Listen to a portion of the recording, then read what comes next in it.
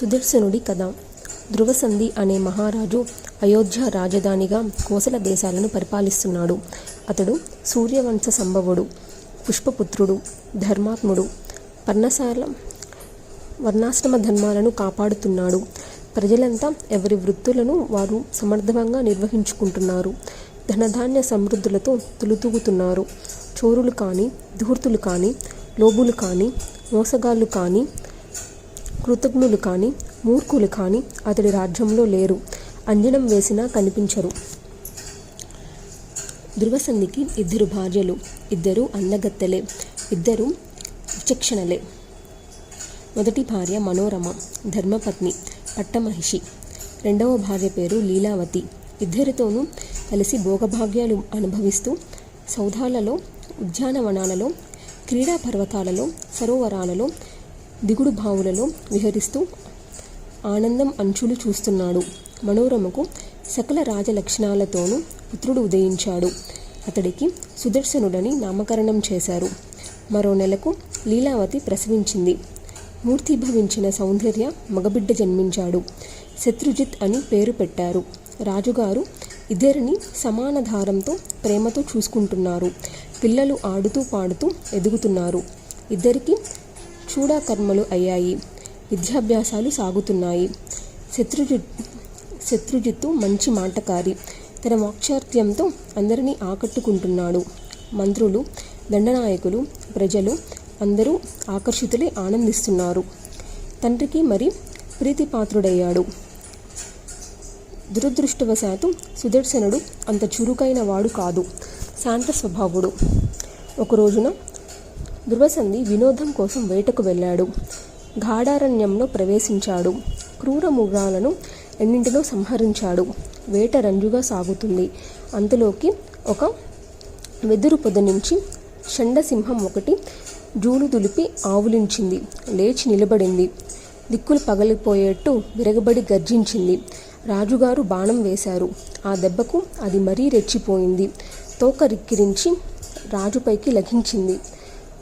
రాజుగారు చర్మ నిరవధితమైన ధూళి వంటిది ఎడమ చేతిలో పట్టుకొని కుడి చేత కత్తి దూసి మరొక సింహంలా నిలబడ్డాడు. కసెక్కిన సింహం బంతిలా గాలిలోకి ఎగిరి పంజా విప్పి నోరు భీంకారం తెరిచి భీషణంగా గర్జిస్తూ రాజుగారి మీద పడుతోంది. చుట్టూ సైనికులు వందల బాణాలు వేశారు. గుచ్చుకున్నవి గుచ్చుకున్నాయి, తప్పుకున్నవి తప్పుకున్నాయి. సింహం మాత్రం రాజుపైకి దూకుతుంది. దగ్గరకు రాగానే రాజు కత్తితో పొడిచాడు. అది పంజా విసిరింది. ఇద్దరూ ఒకేసారి నేలకు ఒరిగిపోయారు. ప్రాణాలు విడిచారు. సైనికులు హాహాకారాలు మిన్నముట్టాయి. క్షణాల మీద ఈ దుర్వార్త రాజధానికి చేరింది. అంతఃపురం బావురమంది. మంత్రి, పురోహితులు హుటాహుటిన అడవికి వచ్చారు. వశిష్ఠుడి ఆజ్ఞ మేరకు అక్కడే అంత్యక్రియలు జరిపారు. దిగులుగా రాజధానికి చేరుకున్నారు. పెద్ద కొడుకు ధర్మపత్ని సుతుడు శాంత స్వభావుడు కదా అని సుదర్శుని రాజుని చేయడానికి సమాలోచనలు జరిపి ఒక నిర్ణయానికి వచ్చారు. అల్లుడి మరణ వార్త తెలిసి లీలావతి తండ్రి యుధాజిత్తు ఉజ్జయిని నుంచి సైన్యంతో అయోధ్యకు చేరుకున్నాడు. శత్రుజిత్తుకు బాసటగా నిలిచాడు. సుదర్శనుడికి అండగా నిలవడం కోసం మనోరమ తండ్రి సూరసేనుడు కళింగ దేశం నుంచి సైన్యంతో బయలుదేరి వచ్చాడు. ముఖ్యులైన మంత్రులు, పురోహితులను సమావేశపరిచి చర్చించారు. జ్యేష్ఠుడు ధర్మపత్ని సుతుడు కనుక నా మనవడు సుదర్శనుడే పట్టాభిషేకం జరగాలి అన్నాడు సూరసేనుడు. గుణాలను బట్టి, సమర్థతను బట్టి అర్హత కనుక నా మనవడు శత్రుజిత్తుకే పట్టం కట్టాలి అన్నాడు మొండిగా అడ్డం తిరిగి యుధాజిత్తు. ఇలా వివాదం చెలరేగింది. తీర్చేవాడు లేడు. మంత్రులెవరూ మాట్లాడలేదు. యుధాజిత్తు సహనం కోల్పోయాడు. మంత్రులందరినీ తిట్టిపోశాడు. మీరంతా స్వార్థపరులు, చేతకాని సుదర్శుని రాజుగా కూర్చోబెట్టి ధనం దోచేద్దామనుకుంటున్నారు. బలవంతుడు, సమర్థుడు కనుక శత్రుజిత్తు రాజు అయితే మీ ఆటలు సాగవని భయం కదా అన్నాడు. ఇదిగో మీ అందరికీ ఇదే నా హెచ్చరిక. అన్ని అర్హతలు ఉన్న శత్రుజిత్తును కాదని, జ్యేష్ఠుడు కదా అని సుదర్శనుని పట్టం కట్టారో జాగ్రత్త. మహాసంగ్రమం జరుగుతుంది. ఖడ్గధారతో భూగోళాన్ని చీల్చి 2 ముక్కలు చేస్తాను. మీకు దిక్కున్న చోట చెప్పుకోండి మీరంతా, మీ బలమంతా అని నిందించాడు. సూరసేనుడు వీరంగం వెయ్యలేదు. శాంతంగా నెమ్మదిగా మాట్లాడాడు. సుదర్శన శత్రుజిత్తులు ఇద్దరూ సమర్థులే, సమాన ప్రజ్ఞావంతులే, తేడా లేదు. కాకపోతే శాస్త్ర ప్రకారం ధర్మపత్ని సుతుడు సింహాసనర్హుడు కనుక సుదర్శనునికి పట్టం కట్టమని కోరుతున్నాను అన్నాడు. వివాదం చెలరేగిన సంగతి తెలిసి ప్రజలు, ఋషులు ఉద్విగ్నులయ్యారు. ఏమీ అలజడులు జరుగుతున్నాయో అని భయపడుతున్నారు. పరస్పర యుద్ధకాంక్షతో ఎప్పుడూ తగువులాడుకునే సామంతులు అందరూ రాజధానికి చేరుకున్నారు. అరాజకం ఏర్పడితే రాజధాని కొల్లగొడదామని శృంగబేరం నుంచి నిషేధులు వచ్చారు. చుట్టుపక్కల దేశాల నుంచి చోరులు గుంపులుగా వచ్చారు. అవకాశం దొరికితే అల్లర్లు సృష్టించి ప్రజలను దోచుకుందామని గోంచి చూస్తున్నారు. అయోధ్య అంతా ఎవరూ ఏమిటో తెలియని కొత్త ముఖాలతో కిటకిటలాడుతుంది. సమర్థం ఇబ్బడి ముబ్బడిగా పెరిగింది. సేనలను మోహరించి యధజిత్తు ధనార్ది అయి నిలబడ్డాడు. వీరసేనుడు క్షాత్రధర్మం పాటిస్తూ సేనా సమూహంతో యుద్ధానికి సిద్ధమయ్యాడు. పరస్పరం బాణసృష్టి కురిపించుకున్నారు. రథగజ తురగ సైన్యాలు కలబడ్డాయి. ఘోర సంగ్రామంగా యుద్ధం జరిగింది. సురమణి సంఘాలు ప్రేక్షక పాత్ర వహిస్తున్నాయి. కాకులు గ్రద్దలతో ఆకాశం నిండిపోయింది. తెగపడిన తలలు, కాళ్ళు, చేతులు, మొండాలు, గుర్రాలు, ఏనుగులతో నేల నిండిపోయింది.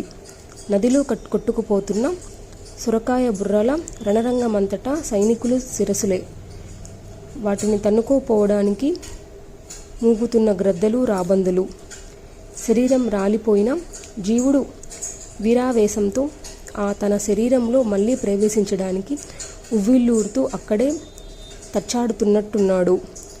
కొందరు వీరులు మరణించి దివ్య విమానాలు అధిరోహించి అందులో ఉన్న అప్సరసలకు నేలపై పడి ఉన్న తమ కలేబారాల సొగసులను వర్ణించి చూపిస్తున్నారు. ఒక మహావీరుడు మరణించి అప్సరసను పొంది కామాగ్లిలో మళ్ళీ దగ్ధుడవుతున్నాడు.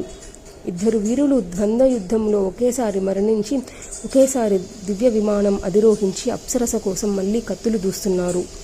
మరొక యోధుడు మరణించి రూపవతి, గుణవతి అయిన ఒక సురాంగనకు తన గుణగుణాలను వివరించుకుంటూ ప్రేమభిక్ష అర్థిస్తున్నాడు. దివికే తెంచిన మరొక వీరుణ్ణి చూసి మరొక దేవకాంత కన్ను కలిపి కౌగిలికి పిలిస్తే ఆ వీరుడు తిరస్కరిస్తున్నాడు. నాకు వ్రతభంగం అవుతుంది, రాజుగారికి అత్యంతము విశ్వాసపాత్రుణ్ణి, అనుకూలుణ్ణి అనే నా బిరుదు మంటగలిసిపోతుంది అంటూ అతడు ఆమెను త్రోసి రాజంటున్నాడు. రణరంగంలో లేచిన దుమ్ము ఆకాశమంతటా వ్యాపించి సూర్యుణ్ణి కప్పేసింది. హఠాత్తుగా చీకటులు వ్యాపించాయి. మరి కాసేపటికి అదే దుమ్ము మళ్ళీ నేలకు దిగి రక్త ప్రవాహాలతో తడిసి ముద్దే సూర్యమండలాన్ని రెట్టింపుగా ఎర్రుపెక్కించింది. సూరసేన యజుదిత్తుల సంగ్రామం అరివీర భయంకరంగా సాగుతుంది. ఉన్నట్టుండి యధజిత్తు 10 బాణాలు ఒకేసారి సంధించి విడిచిపెట్టాడు. సూరసేనుడు దారుణంగా నిహతుడయ్యాడు. రథం నుంచి నేలకు ఒరిగిపోయాడు. అతడి సైన్యం కకలావికలమైపోయింది. ఎటువారటే పారిపోయారు. వార్త తెలిసి మనోరమ వలవలా విలపించింది.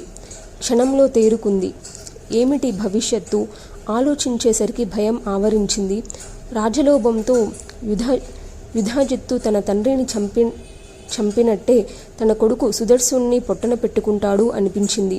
ఏమి చేయాలి? ఎక్కడికి వెళ్ళాలి? భర్త మరణించాడు, తండ్రి మరణించాడు, కొడుకు పసిబాలుడు. ఏమీ చేయడానికి తోచలేదు. ఎంతటి వారినైనా వశీకరించుకుంటుంది ఈ రాజ్యలోభం. ఎంత పాపిష్టిదో కదా! ఎన్ని దారుణాలైనా చేయిస్తుంది. ఎంతటి పాపానికైనా ఉడికటిస్తుంది. చీచి, తల్లి, తండ్రి, సోదరులు, గురువులు, స్వజవులు, బంధువులు ఎవరినైనా చంపిస్తుంది. అభక్షభక్షణం, అగమ్య గమనం అన్నీ చేయిస్తుంది. ధర్మాన్ని తుంగలో తొక్కిస్తుంది. ఈ అయోధ్య పట్టణంలో నాకు సహకరించేవారు ఎవ్వరూ లేరు. ఎవరిని నమ్మి ఎవరి పంచన చేరి సుతిని కాపాడుకోవాలన్న ప్రమాదమే. వీణ్ణి కాస్త యుద్ధదిత్తు చంపేస్తే ఇక ఈ లోకంలో నాకు దిక్కు ఉండదు. నా సోదరి సవతి అయిన లీలావతి ఇప్పటిదాకా స్నేహంగానే ఉంది. కానీ ఇప్పుడు ఆవిడకు ఇది వైరవ్యాధి సోకి ఉంటుంది. నా పుత్రుడి పట్ల దయావతిగా ఉంటుందని నేను అనుకోను. యుధాజిత్తు రణరంగం నుంచి నగరానికి వచ్చాడంటే ఇక నేను పారిపోవడానికి కూడా ఉండదు. నన్ను నా కొడుకును పట్టి బంధించి కారాగారంలో పడవేయిస్తాడు. చరిత్రలో ఇటువంటి కథలు ఎన్ని వినలేదు. ఇంద్రుడంతటి వాడే లోభానికి లోనే మాతృగర్భంలో ప్రవేశించి పుట్టబోయే సోదరుని ముక్కలు ముక్కలుగా నరికివేశాడు. ఈ ఇక్ష్వాకు వంశంలోనే వెనుకటికి ఒక రాణి తన సవతిని గర్భం విచ్చేంది కోరి విషం ఇచ్చింది. అదృష్టవశాత్తు ఆవిడ బతికి బయటపడింది. పుట్టిన కొడుకు గరెల ముద్దతో సహా పుట్టాడు. సగురుడయ్యాడు. కైకేయి రాముణ్ణి అడవులకు పంపించింది. జ్యేష్ఠుడి విరహాన్ని భరించలేక దశరథుడు మరణించాడు. కాబట్టి యుధాజిత్తు గాని లీలావతి గాని నన్ను నా కొడుకును క్షేమంగా చూస్తారనుకోవడం, బతకనిస్తారనుకోవడం వట్టి వెర్రితనం. నా కుమారుడికి పట్టం కట్టాలని సమాలోచనలో జరిపిన మంత్రి పురోహితులైనా ఇప్పటికీ ఈ పరిస్థితిలో నా పక్షాన నిలుస్తారా? అవసులు ఇప్పటికే యుధాజిత్తు వసలైపోయుంటారు. ఎంత దురదృష్టం నాది. ఇటువంటి కష్టాల నుంచి గట్టెక్కించే సోదరుడు ఒక్కడైనా లేకపోయాడా నాకు? సరే, ఇలా దిగులు పడి ప్రయోజనం లేదు. మనం ప్రయత్నం మనం చేయాలి. సిద్ధించడం సిద్ధించకపోవడం అంతా దైవానుగ్రహం. త్వరగా కదలాలి. నన్ను నా పుత్రుణ్ణి రక్షించుకోవాలి. మనోరమ ఇలా ఒక నిర్ణయానికి వచ్చి విధులుణ్ణి పిలిపించింది. అతడు కార్యసాధన నిపుణుడు, ఆత్మాభిమానం ఉన్నవాడు, బహుసుకుమారుడు, మనోరమకు అత్యంత విశ్వాసపాత్రుడైన మంత్రి. ఆ ఆత్మీయుణ్ణి పిలిచి ఏకాంతంలో బోరుమంది. ఇప్పటి పరిస్థితి ఏమి చేయాలో సలహా చెప్పమంది. అవునమ్మా, ఇప్పుడు నువ్వు ఇంకా ఇక్కడ ఉండటం క్షేమం కాదు. పారిపోదాం పద. నేను వస్తాను నీతో పాటు. అడవుల్లోకి పోయి అక్కడ నుంచి వారణాసి చేరుకుందాం. అక్కడ సుబాహుడని మా మైనమామ ఉన్నాడు. శ్రీమంతుడు, బలవంతుడును. అతడి రక్షణలో ఉందాం. మాయదారి యుధాజిత్తును దర్శించడానికి జనమంతా కోలాహలంగా ఉన్నారు కనుక మనల్ని ఎవరూ పట్టించుకోరు. అదే వంకతో ఇదే అదునుగా మనము అంతఃపురం నుంచి, రాజప్రాసాదం నుంచి బయటపడవచ్చు. అక్కడ నుంచి రథం ఎక్కి వెళ్ళిపోవచ్చు. ఈ ఆలోచనకు మహారాణి సమ్మతించింది. లీలావతి దగ్గరకు వెళ్ళింది. రణరంగంలో ప్రాణాలు కోల్పోయిన నా తండ్రిని ఒక్కసారి దర్శించాలి. వెళ్తున్నానని చెప్పి విధులుడు సైరీంద్రి ఒంటరిగా కొడుకును తీసుకొని రథమెక్కి బయలుదేరింది. రణరంగంలో తండ్రి కళేబరాన్ని చూసింది. ఓలున విలిపించింది. విధులుడు సైరంధ్రి ఓదార్చారు. తేరుకుంది. భయంతో వణుకుపోతూ తండ్రి శరీరాన్ని త్వరగా అగ్ని సంస్కారం జరిపింది. వెంటనే బయలుదేరారు. 2 రోజుల ప్రయాణం. గంగాతీరం చేరుకున్నారు. అక్కడ ఆటవికులు వీరిని అటకాయించారు. సొమ్ములన్నీ దోచుకున్నారు. రథం కూడా లాక్కున్నారు. పారిపోయారు. కొడుకుని చంకనెత్తుకొని సైరంధ్రి చెయ్యి పట్టుకొని ఒక చిన్న తెప్ప ఎక్కి గంగానదిని దాటింది. ముగ్గురు త్రికూట పర్వతం చేరుకున్నారు. అక్కడ భరద్వాజుడి ఆశ్రమం ఉందని తెలిసింది. త్వరగా ఆశ్రమానికి వెళ్ళారు. తాపసులను చూసేసరికి మనోరమకు ధైర్యం వచ్చింది. అందరికీ పాదాభివందనం చేసింది. భరద్వాజుడు అడిగాడు, ఎవరమ్మా నువ్వు? కష్టాల పాలై ఇటు వచ్చినట్టున్నావు. దేవతవా? పసిబిడ్డతో వచ్చావు. రాజ్యాన్ని కోల్పోయిన ఏ మహారాజుకో ఇల్లాలివనిపిస్తున్నావు. ఏమిటి నీ వృత్తాంతం చెప్పమ్మా అని అడిగారు. ఈ పలకరింపుతో మనోరమ దుఃఖం కట్టలు తెంపుకుంది. వెక్కి ఏడ్చింది. కాసేపటికి ఊపిరి తిప్పుకుంది. విధులుడి వైపు చూసింది. అతడు భరద్వాజుడికి విషయమంతా చెప్పాడు. మా అమ్మగారిని తమరే కాపాడాలి.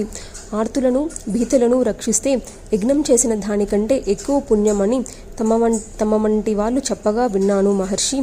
శరణు అని కాళ్ళ మీద పడ్డాడు. చిట్టి తల్లి, నిర్భయంగా ఉండు. ఇక్కడ నీకు ఏ ఇబ్బంది కలగదు. ఏ దుఃఖము ఉండదు. కొడుకును శ్రద్ధగా పెంచి పెద్దవాణ్ణి చెయ్యి. తప్పకుండా మహారాజు అవుతాడు అని భరద్వాజుడు అనుజ్ఞతో పాటు ఆశీస్సులు అందించాడు. వారి కోసం ఒక పర్ణశాలను చూపించాడు. ముగ్గురు అందులో తలదాచుకుంటూ కాలక్షేపం చేస్తున్నారు. జన్మేజయ యుధాజిత్తు రణరంగం నుంచి విజయగర్వంతో అయోధ్యాపుర ప్రవేశం చేశాడు. సుదర్శుని కూడా చంపి తన మనుమడి పాలనకు ఆటంకం లేకుండా చేయాలి అని అనుకున్నాడు. మనోరమ కోసం అంతఃపురమంతా గాలించాడు. పరిచారకులను రొక్కించాడు. జాడ తెలియలేదు. నగరం అంతటా అన్వేషించండి, ఎక్కడ ఉన్నా పట్టి తండి అని భటులను ఆజ్ఞాపించాడు. ఒక శుభముహూర్తాన శత్రుజిత్తును పట్టాభిషేకం జరిపించాడు. రాజ్యమంతటా ఉత్సవం ప్రకటించాడు. అధికారులకు, అనాధికారులకు, ప్రజలకు అందరికీ పెద్ద ఎత్తున కానుకలు పంచిపెట్టించాడు. అందరూ సంతోషించారు. కొత్త రాజు శత్రుజిత్తును జై అన్నారు, జై జై అన్నారు. కొందరు సజ్జనులు మాత్రం ఇళ్లలో నిశ్శబ్దంగా రోధించారు. యోగ్యుడు సుదర్శనుడు ఏమైపోయాడో, మహాసాధ్వి మనోరమ ఏమైపోయిందో, సూరసేనుణ్ణి అన్యాయంగా చంపేశాడు యుధాజిత్తు. అక్రమంగా సింహాసనం దోచుకొని మనవడికి కట్టబెట్టాడు అనుకుంటూ లోలోపల కుమిలిపోయారు. అసక్తతను నిందించుకున్నారు. యుధాజిత్తు కొంతకాలం పాటు అయోధ్యలోనే ఉండి మనుమడి పరిపాలన సజావుగా సాగడానికి అవసరమైన ఏర్పాట్లు అన్నీ చేసి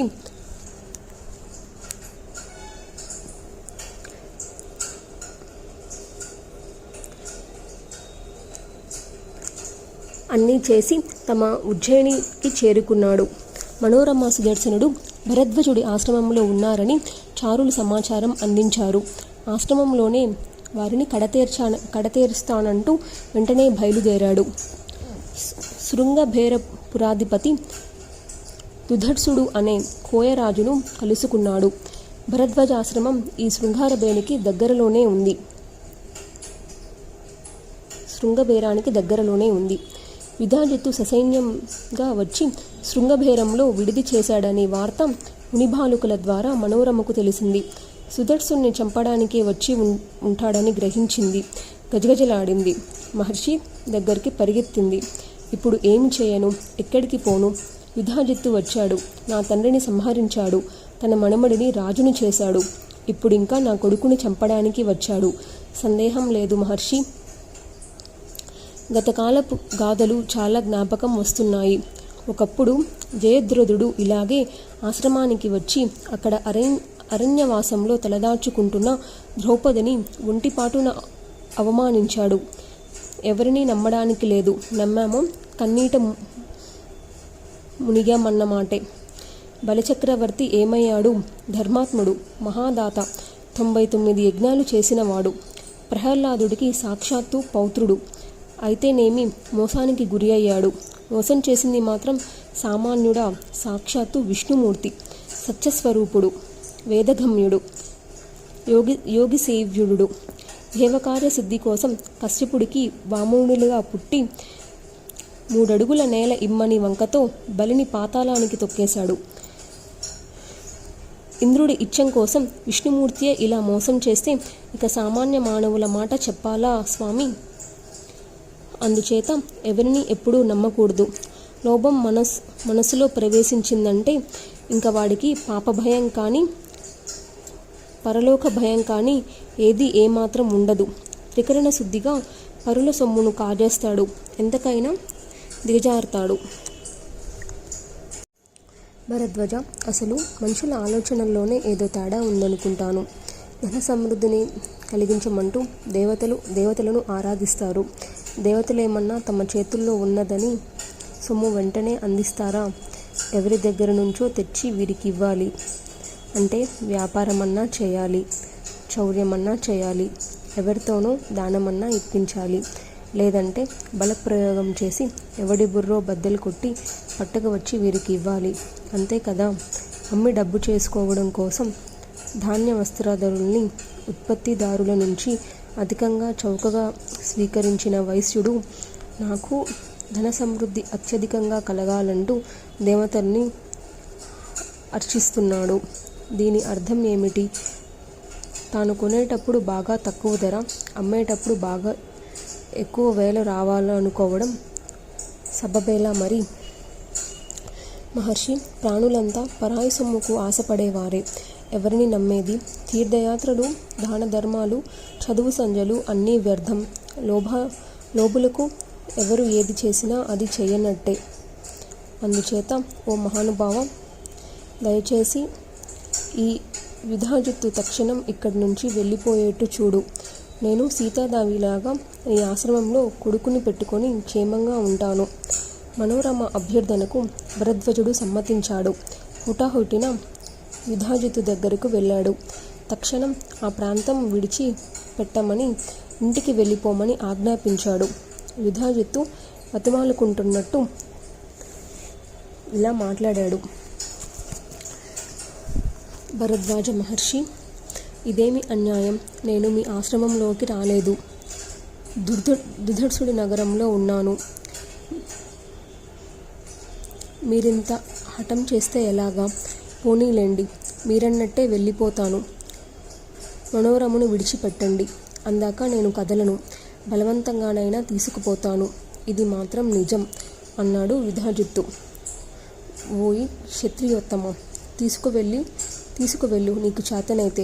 విశ్వామిత్రుడు వశిష్ఠుడి ఆశ్రమం నుంచి నందినీ ధేనువును తీసుకున్నట్టు నువ్వు నా ఆశ్రమం నుంచి మనోరమను బలాత్కారంగా తీసుకువెళ్ళు. అది చూస్తాను అంటూ భరద్వాజుడు ఆశ్రమానికి తిరిగి వచ్చేశాడు. విధాజిత్తు తన వృద్ధ మంత్రి సుబుద్ధితో సంప్రదించాడు. సుబుద్ధి, ఇప్పుడు ఏమి చేయాలో బాగా ఆలోచించి చెప్పు.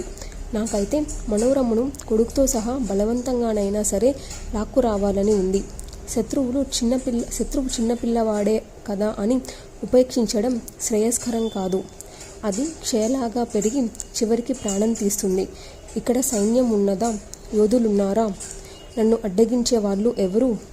సుదర్శుణ్ణి ఒక్క వేటుకు చంపేస్తాను. మనవడి రాజ్యాన్ని అకటకడం చేస్తాను. ఇక నిశ్చింత, ఇక నిర్భయం. ఈ సాహసోక్తులకు సుబుద్ధి ఆశ్చర్యపోయాడు. సలోచనగా తన అభిప్రాయం చెప్పాడు. మహారాజా, సాహసానికి ఇది చోటు కాదు. ముని మాటలు విన్నావు కదా.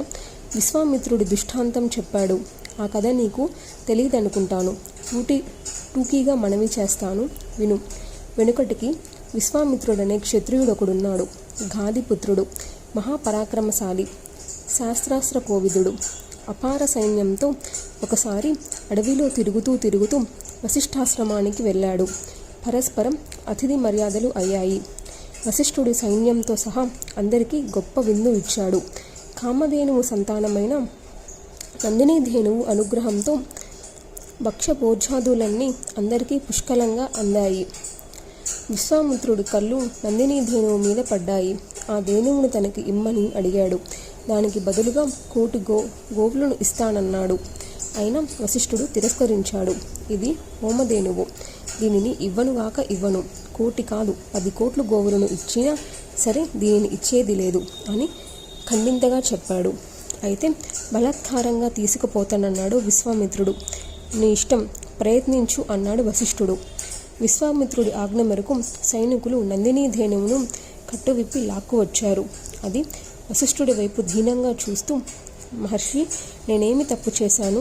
నన్ను ఎందుకని వీళ్లకు ఇస్తున్నావు అని అడిగింది. అమ్మ, నేను ఇవ్వడం లేదు. వీళ్ళు బలవంతంగా లాక్కుపోతున్నారు. నేనేమి చేసేది? అసహాయుణ్ణి. పైగా విశ్వామిత్రుడు ఇప్పుడు నాకు అతిథి అన్నాడు వశిష్ఠుడు. నందినీధేనువుకి తనువంత క్రోధం ఆవేశించింది. క్రూరంగా భీకరంగా అంబారావం చేసింది. రెప్పపాటు కాలంలో ధేనువు రోమకూపాల నుంచి కోట్ల సంఖ్యలో సాయుధులు, సకవచ్చులు అయిన రాక్షసులు ఆవిర్భవించి విశ్వామిత్రుడి సైన్యాన్ని నిరవేశంగా నాశనం చేశారు. దిక్కుతోచని విశ్వామిత్రుడు ఒక్కడు ఒంటరిగా బతుకుజీవుడా అని బయటపడ్డాడు. తనను తాను నిందించుకున్నాడు. క్షాత్రబలం అసలు బలమే కాదు, బ్రహ్మబలమే బలం అని ఒక నిశ్చయానికి వచ్చి కారడువులలో ఘోర తపస్సులు చేశాడు. క్షాత్రాన్ని వదిలించుకొని కట్టకడపటికి బ్రహ్మర్షి అయ్యాడు. ఇది విశ్వామిత్రుడి ఇతిహాసం. యుధజిన్నారేంద్ర ఇతన్ని దృష్టాంతంగా చెప్పడంలో భరద్విజుడు అంతర్యం ఏమిటో ఇప్పుడు తెలిసిందా? అందుచేత సాహసం చేయకు. క్షాత్ర పౌరుషాలు మహర్షుల దగ్గర చెల్లవు. కాదని బల ప్రదర్శన చేశావు, వంశనాశనం అవుతుంది. త్వరగా బయలుదేరు. ముందు భరద్వాజుణ్ణి ప్రసన్నుని చేసుకో. కిమ్మనకుండా మన దారిన మనం క్షేమంగా ఉజ్జయినికి చేరుకుందాం. సుదర్శుణ్ణి ఇలాగే ఈ ఆశ్రమంలో ఉండని. బాలుడు, పైగా నిర్ధనుడు. ఇతడు నీకు చేయగలిగిన అపకారం ఏముంది కనుక? అనాథ దుర్బల శిశువుల పట్ల వైర్యం వహించడం శుద్ధ దండగా. ఎవరైనా విన్నా హర్షించరు. రాజేంద్ర, ఈ జగత్తు అంతా దైవాధీనం. మనం సర్వత్రా దయామయులమై ఉండాలి. ఈర్ష్యపడకు. పడి చేయగలిగింది లేదు. ఏది జరగాలనుంటే అది జరుగుతుంది. దైవయోగం కలిసి రాకపోతే వజ్రాయుధం కూడా గడ్డి పరక అవుతుంది. కలిసి వస్తే గడ్డి పరకైన వజ్రాయుధం అవుతుంది. కాలం కలిసి వస్తే కుందేలు పిల్ల బెబ్బులిని చంపుతుంది. గడ్డిదోమ ఏనుగుని చంపుతుంది. అందుచేత ఓ మేధావి, సాహసం చేయకు. నా మాట విను. హితన్ చెప్పాను. జన్మేజయ సుబుద్ధి చేసిన ఓ ఉపదేశంతో యుధజిత్తు కళ్ళు తెరిచాడు. బుద్ధిగా వెళ్ళి భరద్వాజుడికి సాష్టాంగ నమస్కారం చేసి సెలవు తీసుకొని ఉజ్జయినికి తరలిపోయాడు. మనోరమ మనసు కుదుటపడింది. సుదర్శనుడు మునిబాలకులతో కలిసి నిర్భయంగా సంచరిస్తూ క్రీడిస్తూ విద్యలభ్యసిస్తూ దినదిన ప్రవర్ధమానవుడయ్యాడు. ఒక రోజున ఒక మునిబాలకుడు ఆటల సందడిలో విధులను చూసి క్లీబా అని గట్టిగా అరిచి సంబోధించాడు. అతన్ని పిల్లవాడు అవమానించాలని కానీ ఏదో పని చెప్పాలని కానీ ముని బాలకుడి ఉద్దేశం కాదు. ఆటలు ఆటగా మనిషి కనపడ్డాడు గదా అని అరిచాడంతే. విధులుడి కదలికలో కనిపించే సుకుమారత బహుశా మునిబాలకులకు ఆ చనువు ఇచ్చి ఉంటుంది. సుదర్శనుడు ఈ పదం విన్నాడు. అందులో మొదటి అక్షరాన్ని అనుస్వారం చేర్చి ధారణ చేశాడు. మళ్ళీ అదే మనసులో జపించాడు. అది మంత్రబీజం. మహారాజా కామరాజాఖ్య బీజాక్షరం. భావియోగమో బాల్య చాపల్యమో సుదర్శనుడు తదేక దీక్షగా జపించాడు. జపిస్తూనే క్రీడిస్తున్నాడు. జపిస్తూనే నిద్రిస్తున్నాడు. సర్వకాల సర్వావస్థల్లోనూ క్లీం బీజాక్షర మహాజపం కొనసాగిస్తున్నాడు. అది మంత్రసారముని గాని బీజాక్షరం అని గాని తెలియదు. మనసులో పడింది. ఎందుకు పడిందో అలా జపిస్తున్నాడంతే. ఆ మంత్రం జపానికి ఋషి లేడు, ఛందస్సు లేదు, ధ్యానం లేదు, న్యాసం లేదు, ఏమీ లేదు. అప్రయత్నకంగా నిరంతరంగా జపం సాగుతుంది. రాకుమారుడికి 11 ఏళ్ల వయసు వచ్చింది. మునులు అందరూ కలిసి ఉపనయనం జరిపించారు. వేదభ్యాసం చేయించారు. ధనుర్వేదం నేర్పారు. నీతిశాస్త్రం నేర్పారు. ఇంకా చాలా శాస్త్రాలు చెప్పారు. అతడికి అన్ని క్షణంలో కరతాళ మలకం అవుతున్నాయి. మంత్రాక్షర బలం అటువంటిది. మరి ఒక రోజున ఏకాంతంలో సుదర్శనుడికి దేవి ప్రత్యక్షమైంది. రక్తాంబరధారిణి, రక్తవర్ణ, రక్త సర్వాంగభూషణ, గరుడ వాహనం మీద వైష్ణవీ శక్తిగా దర్శనం అనుగ్రహించింది. సుదర్శనుడు ప్రసన్నవదనుడయ్యాడు. పేరు సార్థకమయ్యింది. యథావిధిగా మాతృసేవ చేసుకుంటూ సుదర్శనుడు ఆశ్రమ ప్రాంతంలో త్రికూట గిరి శిఖరాలపై, లోయలలో, గుహలలో, సెలేర్లలో, నదీ తీరంలో క్రీడిస్తూ సంచరిస్తున్నాడు. ఆ సర్వ విద్యార్థ తత్వవేత్తకు ఒక రోజున నది ఒడ్డున ఒక దివ్య ధనస్సు దొరికింది. రత్నాలలా మెరిసిపోతున్న ములుకులతో శిలా కఠినమైన బాణాలున్న అమ్ముల పొది దొరికింది. వజ్రకవచము దొరికింది. ఇవన్నీ ఆ యువకుడికి దేవి ప్రసాదాలు.